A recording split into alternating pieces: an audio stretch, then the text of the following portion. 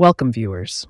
Today, we delve into the Android Utility Tool version 145 2024, a versatile tool for Android device management and customization. To begin, ensure you subscribe to our channel for more tech insights. Download the Android Utility Tool linked below this video.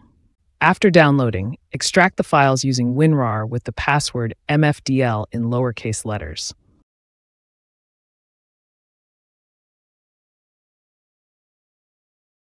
Be patient during the extraction process. Locate the AUP path within the extracted files.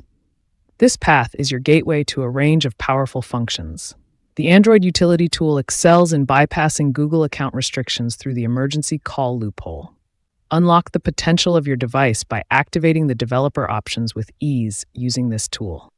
ADP activation becomes seamless with the Android Utility Tool, enhancing your device's capabilities effortlessly. This tool offers support for a variety of processors, including Kirin, Qualcomm, Unisoc, and MediaTek, ensuring compatibility across devices. Thank you for tuning in and exploring the Android Utility Tool version 145 2024 with us. Stay tuned for more tech insights.